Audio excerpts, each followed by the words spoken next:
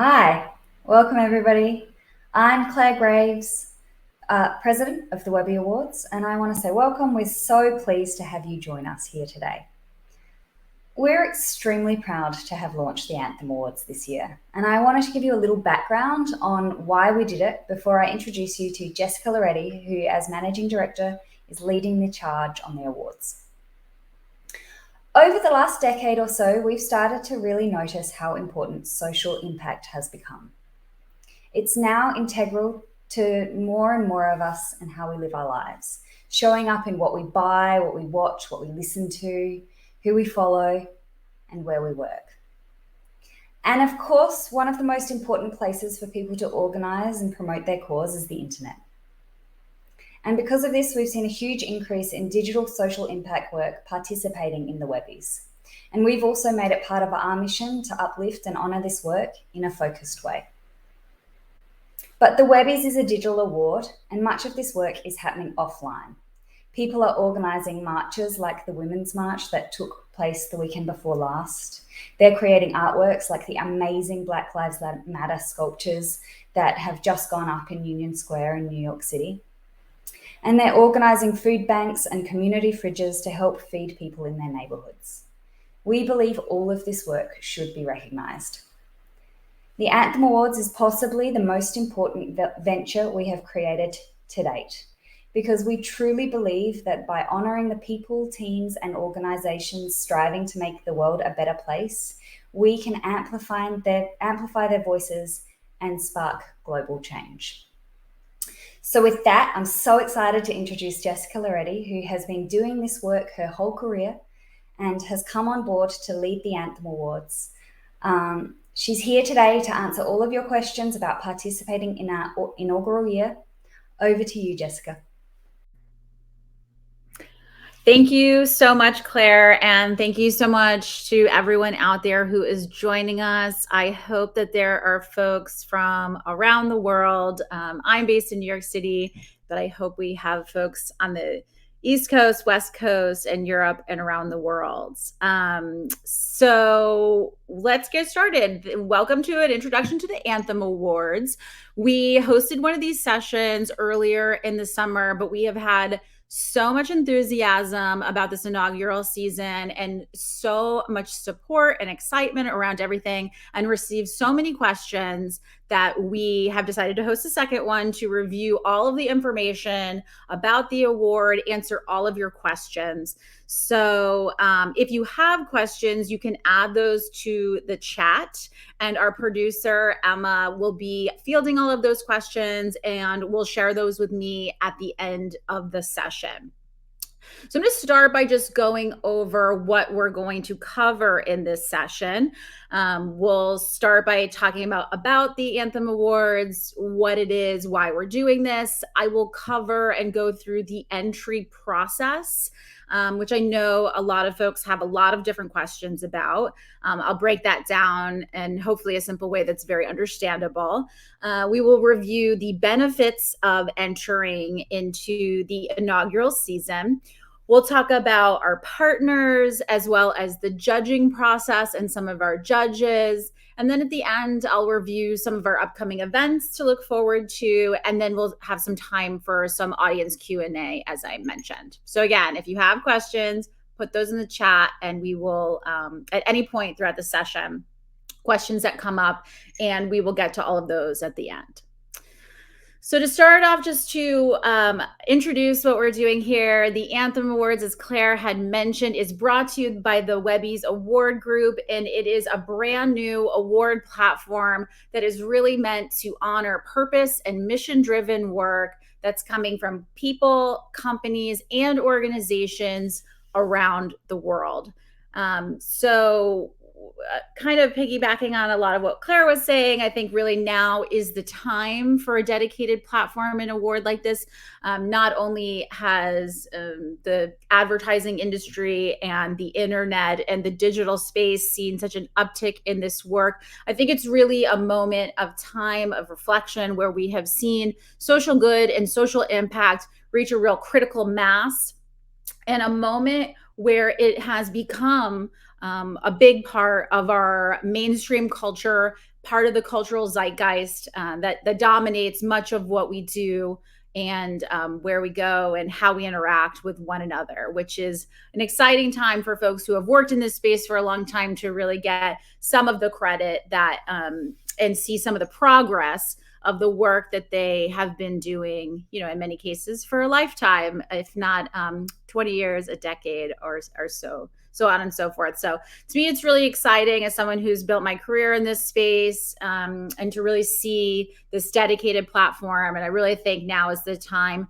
to amplify and celebrate this work and bring folks together across the industry. We're really hoping that this can be a place that really helps this industry share and grow and help each other with their work. As part of the kickoff and launch of this inaugural season, the Webbys gave a Special Achievement Award to Pharrell Williams back in May during their ceremony.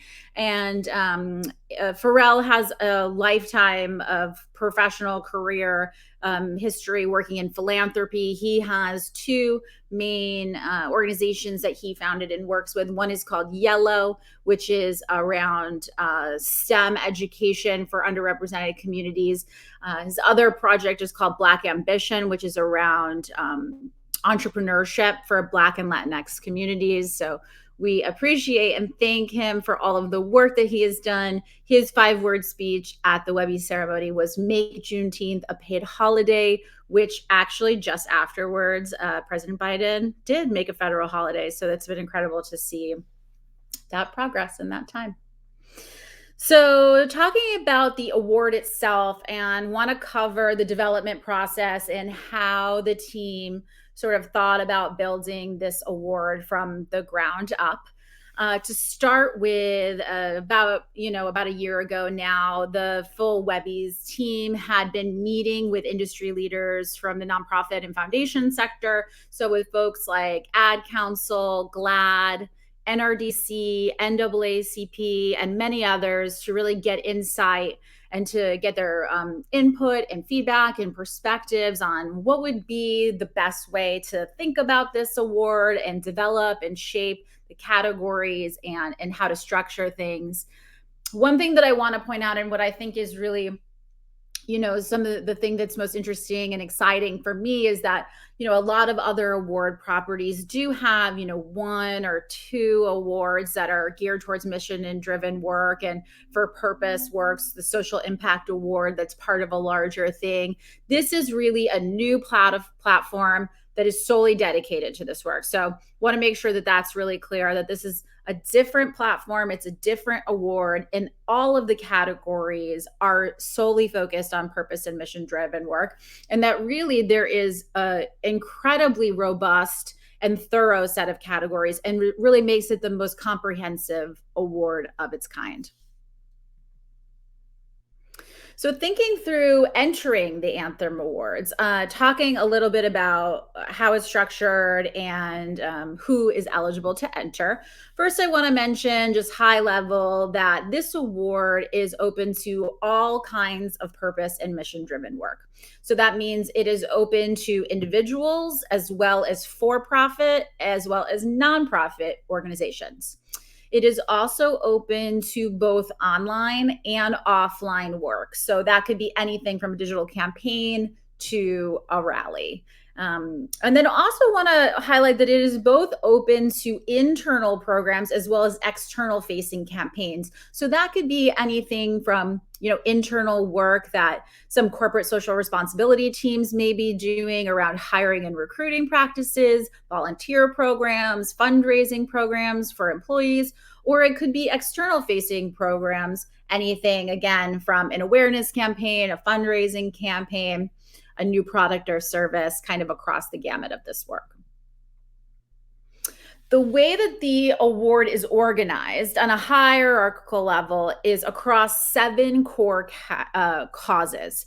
And so these causes are diversity, equity, and inclusion, education, art and culture, health, human and civil rights, humanitarian action and services, responsible technology, and sustainability, environment, and climate. In addition to those causes, we have decided to further specify, because each one of those causes really encompasses so many different things. So we've aimed to further specify that, and within each cause is a number of sub-causes. So for example, if you go into the cause of diversity, equity, inclusion, there are a number of subclauses, including neurodiversity, age, gender, race, LGBTQ plus, parents, veterans, socioeconomic status, so on and so forth. So there are several. So for each cause, again, there's the cause, and then has sub-causes under each one. From there, we have the award organized across categories. So there are tons of different categories, but they are organized into 4 main buckets. So the first is awareness, and then we have engagement, fundraising, and product, service, or innovation. And then from there, underneath each one of those categories, there are tons of different categories that you can really specify your work. So it could be best strategy or best campaign, events, partnerships, research projects and publications, which could be, a white paper or a magazine, special initiatives, products and services. This is interesting too. We also have categories for leaders and young leaders. So that could be anything from someone who has launched a small nonprofit in their community to the leader of a major organization or the leader of a major corporation, and young leaders as well. Also covers fundraising models and a number of different corporate social responsibility categories to be included. Want to again highlight that this award is really open to who is eligible. So again, it's individuals, nonprofits, and for-profits, but within that, even thinking about the types of people who are working on this work across industries. So this could be anyone from creative agencies or production companies, as well as brands, corporations, foundations, folks who are working on movement building, cultural institutions, historical institutions, artistic institutions, media companies, nonprofit organizations, social entrepreneurs, and people who are working in the venture capital space, tech companies, artists, and documentary filmmakers. Obviously, this is just to name a few ideas of folks who are working in lots of different causes across the space of the industry, but really it's open to everyone who is working on this kind of stuff. Want to review what some of the benefits of entering are. So one of the core things is really to prove that purpose is core to your business. Also, the platform that we're creating will help folks gain massive PR and media exposure. It will really help reward your team and attract with new talent and talent retention. It will help to set the standard of purpose-driven work, again, as this being the first real award and platform of its kind, really trying to build out robust set of best-in-class standards for the purpose and mission-driven space. It will help folks develop new partnerships and show that you are really the best at impact in what you do, and have your work seen by industry leaders. So I want to talk now a little bit about who some of our partners and judges are that we are so fortunate to work with. I want to just thank them all so much for their participation and this first inaugural season. It's been so wonderful to meet and work with all of them and really thank them for the work that they do, and encourage folks who may be on the line right now to participate with their campaigns, and also to potentially donate to their causes. So our core foundational partners are the Ad Council, Born This Way Foundation, Feeding America, GLAAD, Mozilla, NAACP, NRDC, World Wildlife Fund, and XQ. We also have amazing media partners who have been helping us to spread the word about this amazing an amazing award and season and help us reach some new audiences. And those partners include Blavity, The Dots, Good and Upworthy, Fast Company. We just announced that we launched our partnership with MTV, so thanks to them for coming on board, and the Wall Street Journal. We have a number of judges from across a variety of sectors. And if you go to our website on the judges page, you'll be able to see a full list of the hundreds of judges that we have participating in this first season. We do have executives from all of our foundational and media partners who will be participating. We also have folks represented from across all of those, a lot of those different areas that I have mentioned before. We have documentary filmmakers, we have folks who work in politics, we have folks who work in venture capital and impact investing, lots of different spaces of judges coming together to look at this work. And again, you can see the full list of all of our judges on our website. And we continue to add new judges and to update that weekly. So you can always go back and see the latest there. Wanted to review the criteria for how these awards will be judged. And so we really recognize that there is such a difference between the work that a nonprofit is doing and a work that a major corporation or a really large creative agency might have the access and resource to do, to participate in and execute against, as well as the difference between individuals as well. And so because of that, work will only be judged against a standard of excellence and not relative to each other. So we won't have a situation where a massive brand campaign is competing against a small local nonprofit. Everyone is competing against just the standard of excellence and this best-in-class standard. And so I think that is that makes the most sense and is kind of the best way to organize this. Also, each category can, because of that, have multiple winners at every level. In terms of eligibility, we've had tons of questions about this. And because this is a brand new award, also because of COVID and other factors, we have decided that anything from June 2019 to the present is currently eligible to enter into this season. We've had a lot of questions about campaigns that are iterative. So a lot of nonprofits, have started a campaign 10 years ago, and every year they do a new version of it. So those are certainly welcome and eligible to be entered as well. You would want to enter your most recent campaign for this year, which would be the relevant and eligible year for entry.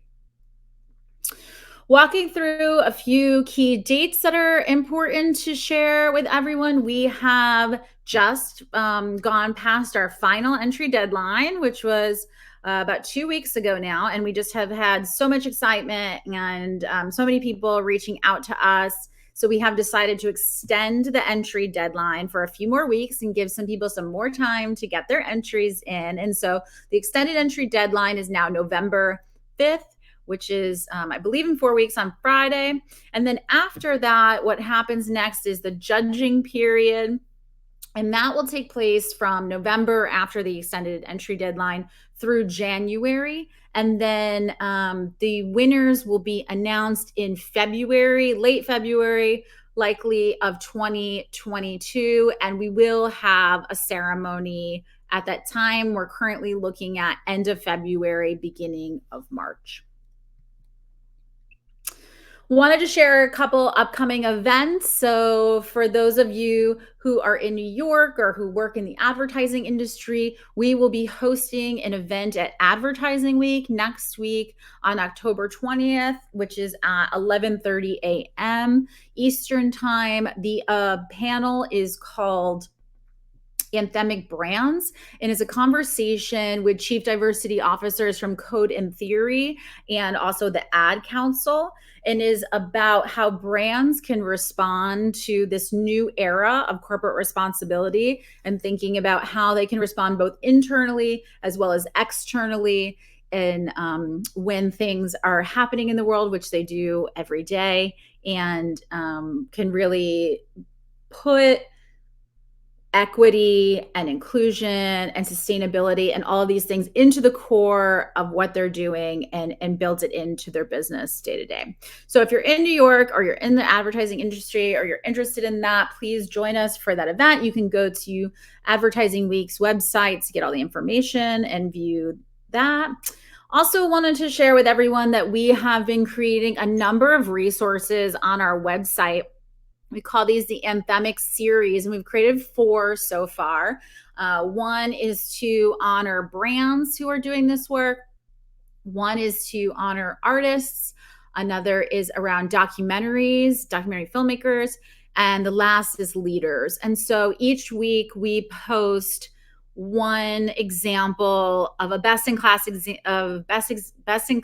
project from the past, just to share a lot of great examples of this work, and really just to celebrate how much work people have been doing, really since the beginning of time, but certainly in the last 20 or 40 years. So you can check out our website on our features page. There's anthemic art, anthemic brands, anthem docs, and anthem leaders.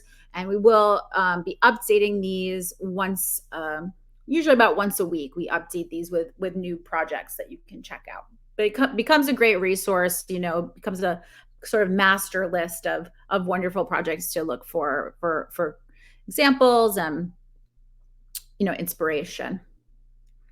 I also want to mention the Anthem Club, which we have just launched a couple months ago. And so this is a professional networking association for folks who work in the social impact community. You can also join the Anthem Club on our website. You will find information about this on the features page as well.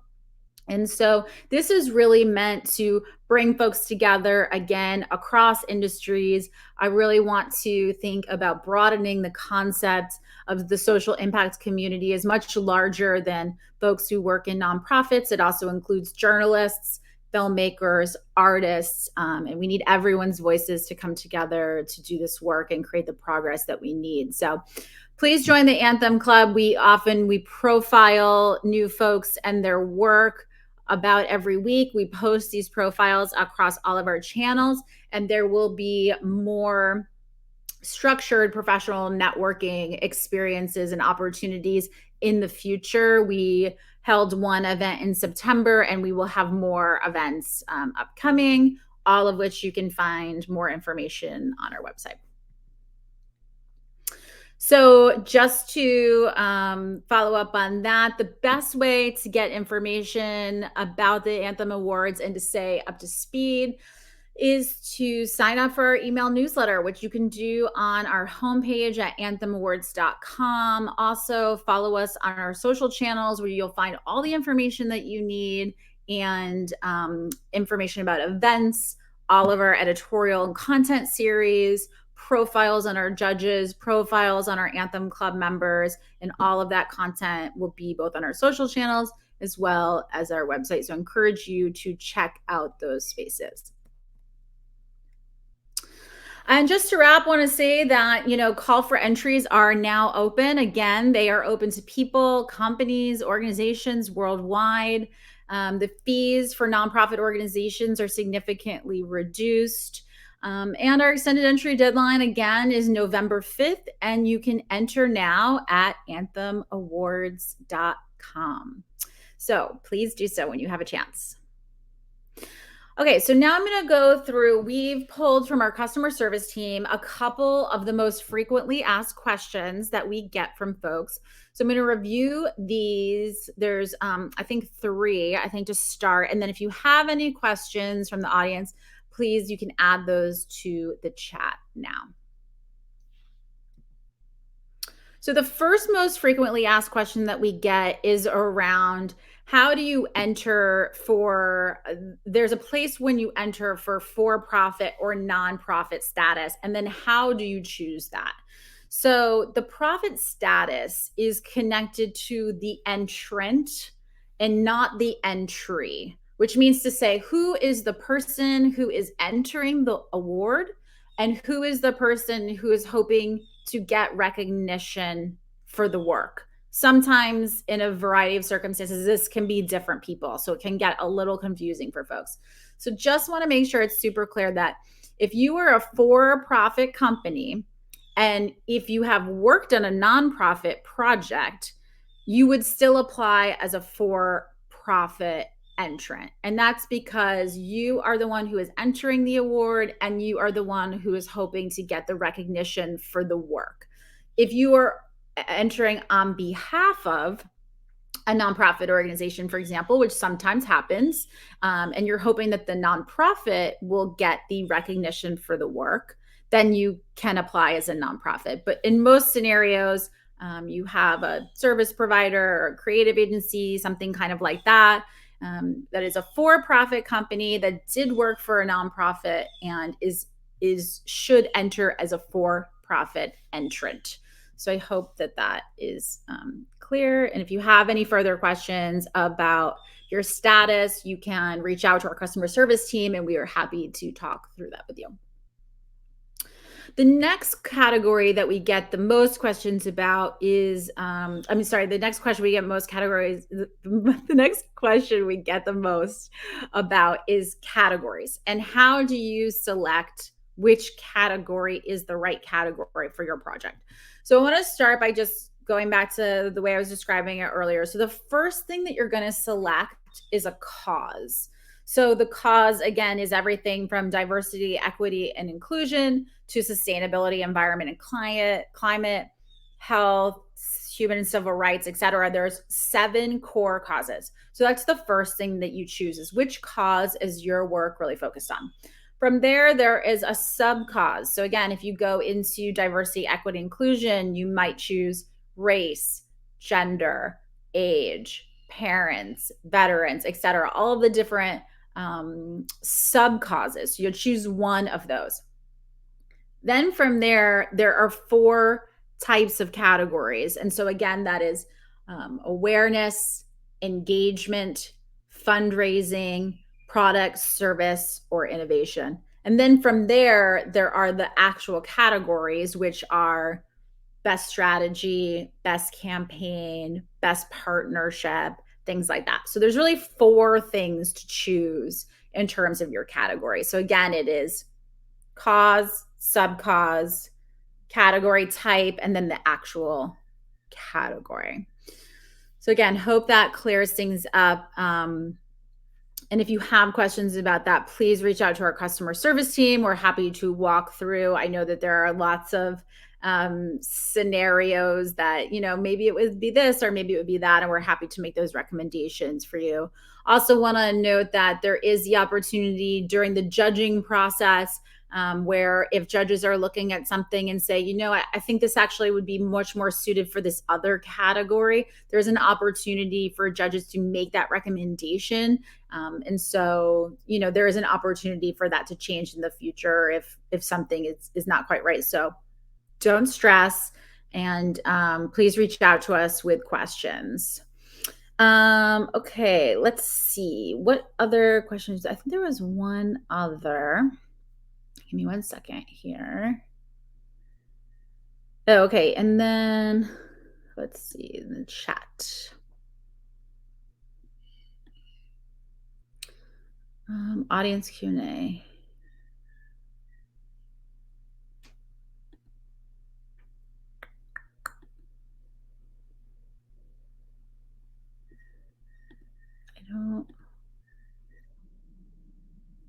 I don't understand what the question is.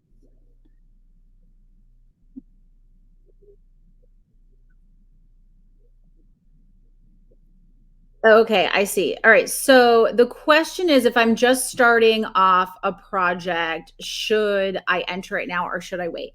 I think that it sort of depends, to be honest, which I know is not probably the answer that you want to hear.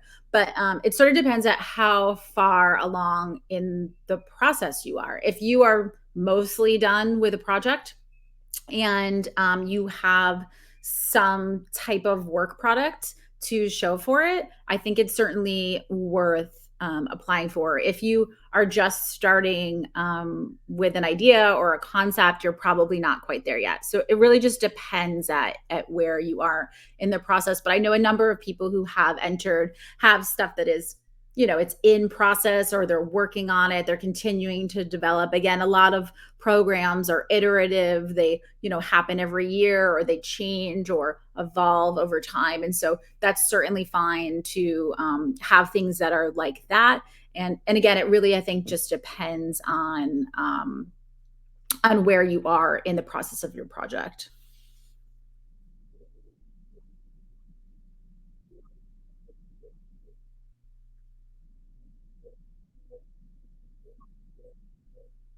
Okay, so the question is, how will awardees be highlighted by the team? So there's a number of things that we are planning. And so one thing is that the actual award ceremony this year will be a conference that we are starting to put together that will have lots of presentations and programming from our partners as well as our judges. And we are developing ways to include all of our entrants and winners into that programming and participate in that event as well. And then there will be a small ceremony cocktail party at the end of that event.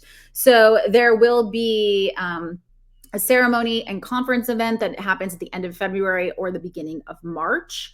Once the winners are announced. Other ways that folks can participate or be highlighted, one is through the Anthem Club, which I had mentioned earlier. So if you go to our website under our features page and go to the Anthem Club page, there is a place where you can nominate yourself or someone from your organization, and folks who have been nominated there will get profiled on our platform.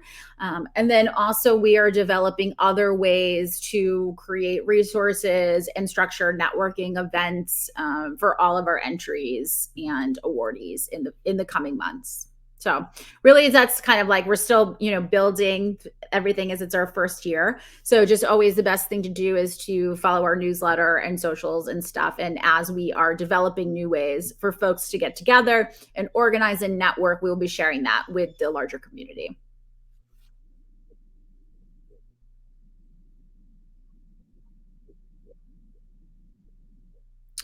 Okay, the question is that I had said before that the entries are not competing against each other, and can I explain that a little bit more?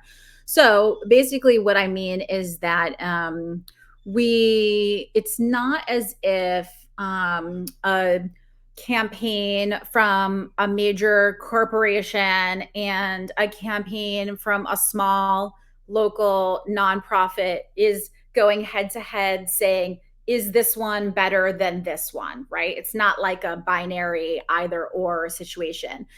Each piece of work will be judged against a standard of criteria. So that criteria includes concept, execution, impact, inclusion, and then an overall score for its efficacy. And so it's not like this one is better than this one, therefore this wins. It's like, how effective and impactful and inclusive was this project? How effective and impactful and inclusive was this project? And that is the criteria versus of what it will be judged on. I hope that is clear and explains that a little bit more.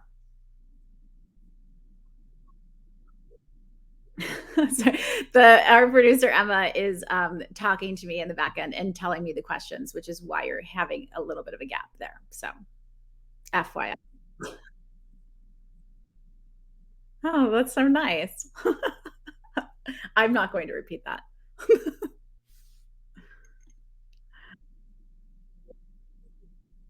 Okay, so unless anyone else has any other questions, again, just want to say thank you all so much for joining us today. I hope this was informative. Again, all of this information is on our website and on our social channels, and we have a customer service team who is happy to help. So please reach out to them with questions that you may have.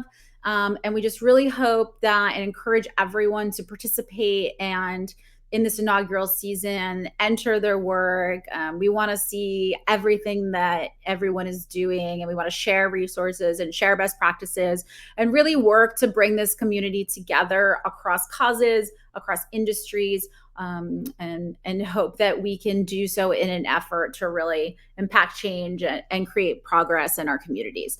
So again, really hope that folks enter. Our extended entry deadline again is November 5th. You can enter on our website, anthemawards.com.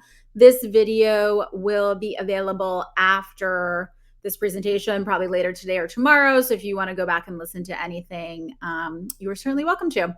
So that's it from us.